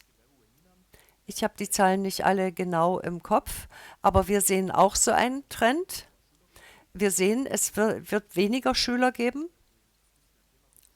Und das ist auch ein Thema, das wir diskutiert haben. Und aus dieser Betrachtungsweise heraus ist es umso wichtiger, dass wir über diesen besonderen Status sprechen. Denn jede kleinere Klasse ermöglicht auch wieder ein besseres Unterrichten. Und wenn wir genügend Lehrer haben, dann möchten wir die auch nutzen. Das Ministerium, das SMK, hat ja schon veröffentlicht, dass es künftig schwierig sein wird, Schüler in der Grundschule einzusetzen. Und wo werden sie künftig unterrichten? Vermutlich, weil die Grundschulen dann weniger Schüler haben werden, wird es Grundschullehrer im Übermaß geben. Vielen Dank, dass ich etwas beitragen kann, gerade weil ich Schüler des Gymnasiums bin. Jetzt in der 12. Klasse möchte ich auch unsere Perspektive zur Diskussion beitragen. Ich beziehe mich auf etwas, was schon etwas... welche Konsequenzen gibt es, wenn das Gymnasium nicht das Sorbische integrieren will? Die Personalsituation und die Ausstattung sind häufig sehr attraktiv und deswegen kommen auch gern deutsche Freunde an das sorbische Gymnasium, wenn sie dort ihre sorbischen Freunde haben. Und heute ist es so, dass jeder Schüler, der Sorbisch vorher hatte an seiner Schule, der kann heute ein Abitur am sorbischen Gymnasium ablegen, vollständig in der deutschen Sprache. Er kann sich das aussuchen, denn er kann wählen, ob er sich in Sorbisch oder in Deutsch prüfen lässt. Und das Einzige, was verpflichtend ist bis zum Abitur, sind 4 kleine Semester. Also es kann alles gewählt werden und das ist am sorbischen Gymnasium ein Zustand, den ich mir nicht wünsche. Und deswegen Ich halte die gegenwärtige Entwicklung für gefährlich und eine Bedrohung des sorbischen Gymnasiums. Und es besteht die Gefahr, dass die deutsche Sprache Oberhand gewinnt am sorbischen Gymnasium, auch im Unterricht. Und ich möchte das ansprechen, auch nochmal, was Jana Schocina angesprochen hat, nämlich es fehlt das Bewusstsein, dass das sorbische Gymnasium eine sorbische Schule ist. Und ein 10-jähriger Schüler kann dieses Bewusstsein noch nicht haben. Das liegt in der Verantwortung der Eltern. Und wenn sie ihr Kind ans Gymnasium schicken, dann könnten zum Beispiel auch Eltern am Gymnasium unterschreiben, dass sie dazu beitragen, dass das sorbische Kind nicht nur die Sprache erlernt, sondern auch ein entsprechendes Bewusstsein hat. Und wenn das nicht verwirklicht wird, dann muss man auch die Möglichkeit haben, das Kind irgendwann an eine andere Schule zu schicken. Denn gerade für Schüler, die zu Hause nicht diesen sorbischen Sprachraum haben, die aber Sorbisch lernen wollen, die brauchen am Gymnasium diesen sorbischen Sprachraum und der darf nicht bedroht werden.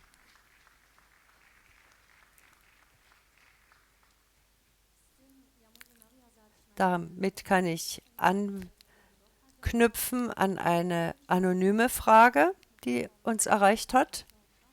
Aber Sie können auch weiter fragen, aber wir sind langsam am Ende unserer Zeit. Wie ist es möglich, das sorbische Eliten zu denken? In einer anonymen Praschine, Stube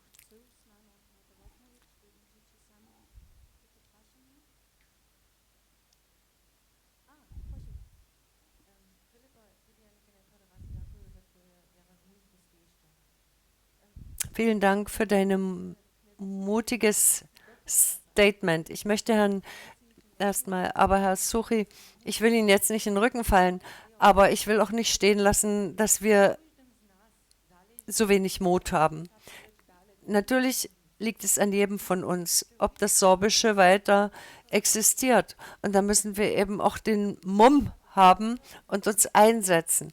Und auch ihr als Schüler müsst euch einsetzen und euch als Sorben bekennen und das auch vertreten. Und ihr müsst es auch gegenüber euren Mitschülern vertreten und ihnen verdeutlichen, dass sie das mittragen müssen. Das ist auch eure Verantwortung, so wie es unsere Verantwortung als Lehrkräfte ist.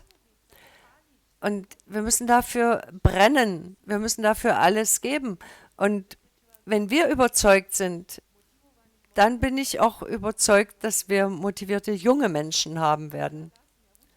Warum bin ich Lehrerin geworden? Ich hatte gute Vorbilder. Ich hatte gute Lehrkräfte, die mir Vorbild waren. Und deswegen wollte ich das machen, was sie gemacht haben. Und wir können uns auch fragen, warum spreche ich Sorbisch als Verkäuferin? Warum spreche ich Sorbisch als Krankenschwester, als Ärztin? Das ist in der Lausitz wirklich etwas Besonderes. Wenn ich in Bautzen einkaufen gehe und es gibt Verkäuferinnen, die sprechen Sorbisch und ich bringe das auch zum Ausdruck, indem ich das einfach auch mit meiner Tochter in Bautzen praktiziere. Und das ist unsere Verantwortung, dass wir es auch praktizieren. Und die Verantwortung kann uns niemand abnehmen. Und dabei kann uns auch keine Bildungsautonomie befreien und erlösen, wenn wir nicht Selbstverantwortung übernehmen. Jetzt möchte ich aber auch noch etwas sagen. Denn ich bin auch sehr einverstanden mit Herrn Zuchi, mit Frau Teitschak und natürlich hast du recht, Diana. Und natürlich sind wir Sorben und wir entscheiden uns für das, was wir tun. Aber das sind zwei Seiten. Wir brauchen eine klare administrative Seite, die uns die Möglichkeit gibt,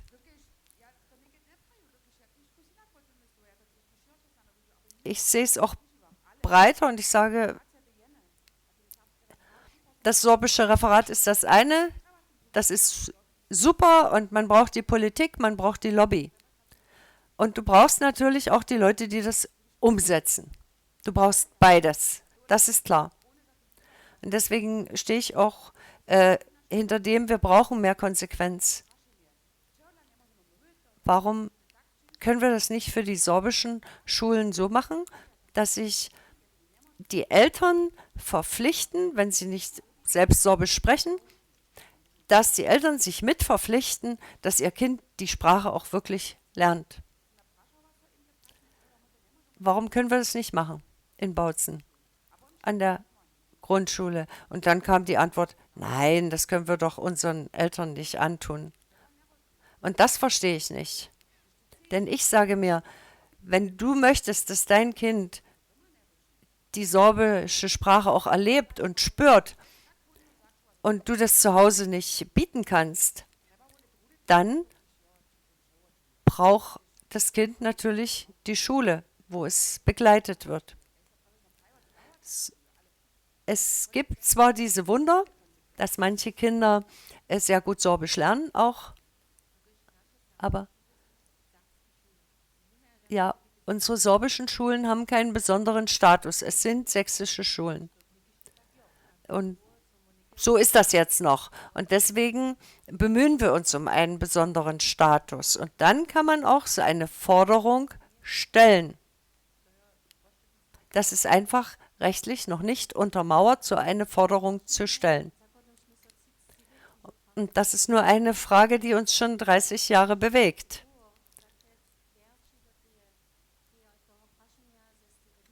Und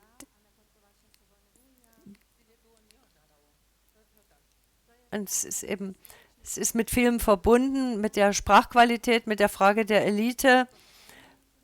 Und ja, also ich möchte erst mal ja, auf welchem Weg darauf eingehen. Ich glaube, da sind wir uns einig, dass wir einen soll es besonderen weitergehen? Status benötigen für die sorbischen Schulen, weil eben man kann unsere Anforderungen nicht über den gleichen Kamm scheren, wie es restliche sächsische Schulen benötigen.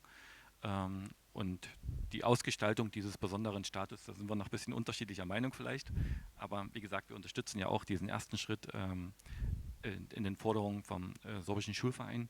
Diese Frage, die hier von Anonym gestellt wird, ich glaube, die bringt uns nochmal zurück zu den bisschen aus der Hubschrauberperspektive, wo wir denn eigentlich hinkommen wollen. Das sorbische Grundniveau, ohne jetzt nur an die Eliten zu denken.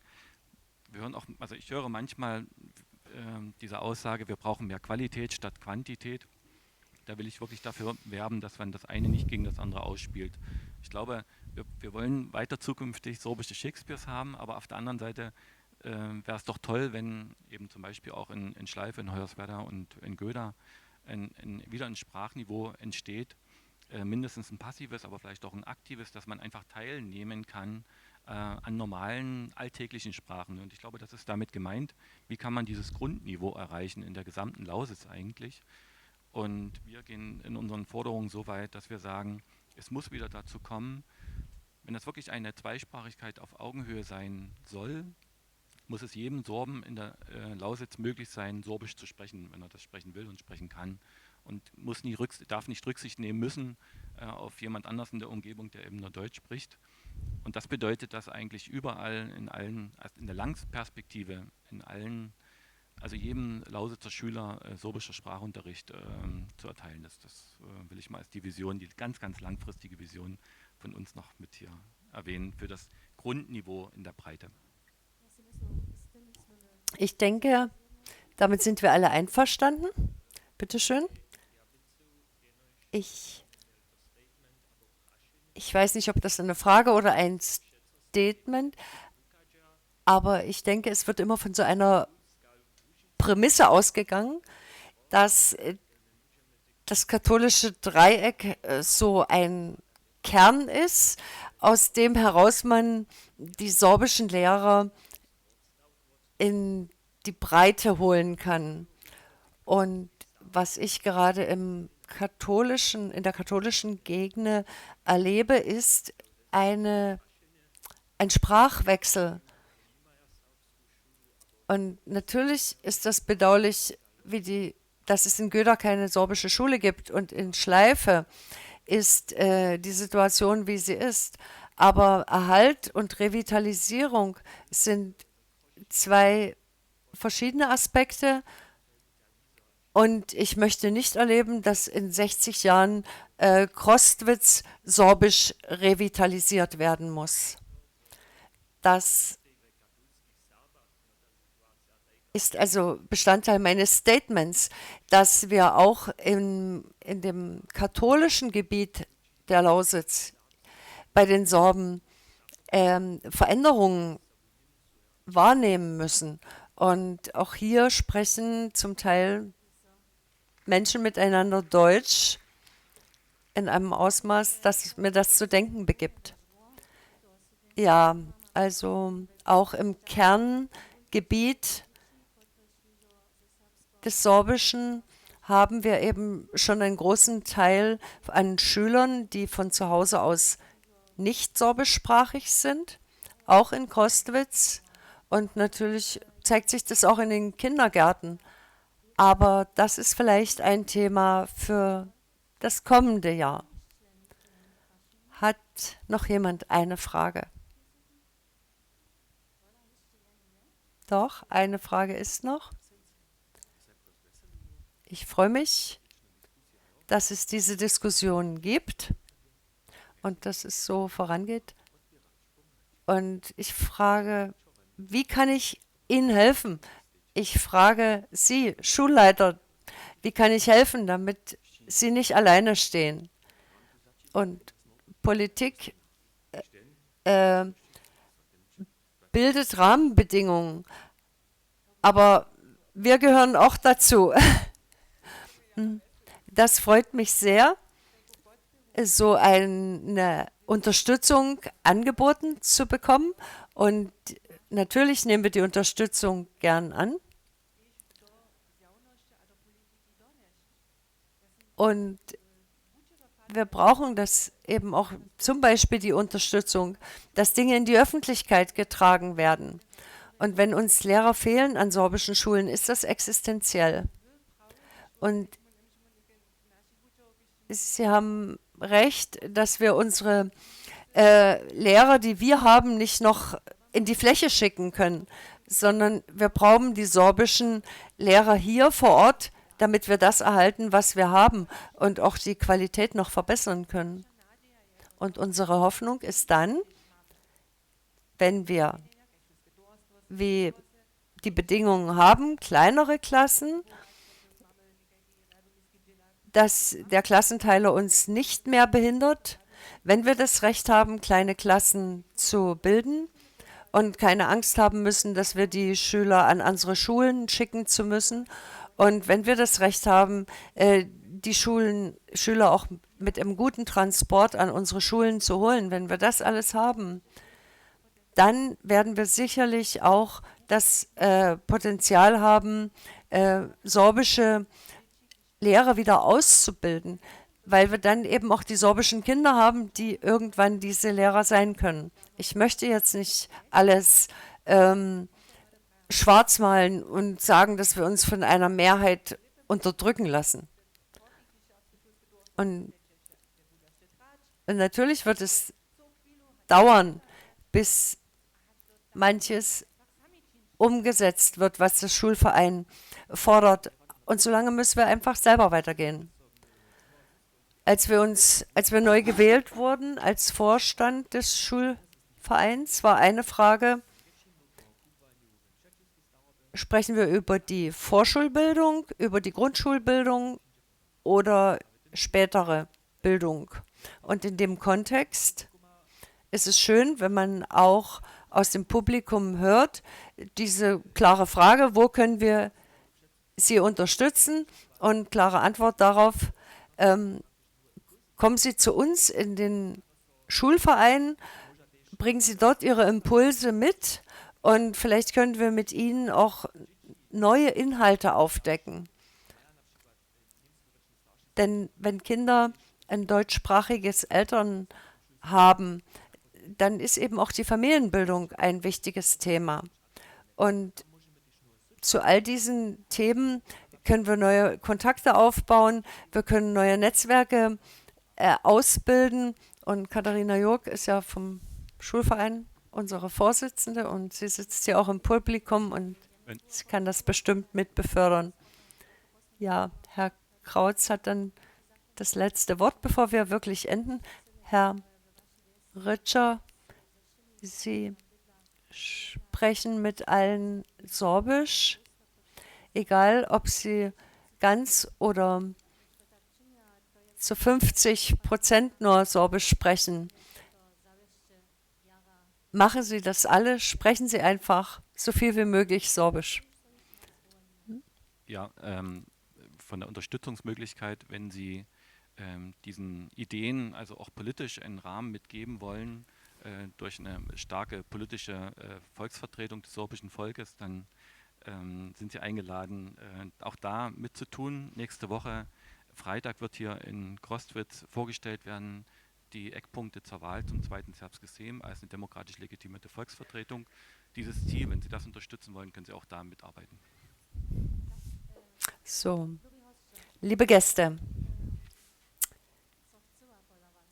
ich bedanke mich bei Ihnen ganz, ganz herzlich.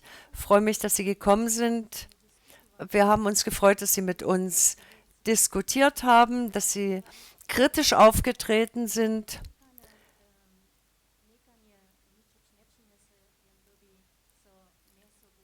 Es ist wichtig, dass man sich zum Schluss verständigt und eine Linie findet. Im Zentrum unserer Debatte stand ja die Bildung und die Frage, in welche Richtung soll die Bildung weiterentwickelt werden.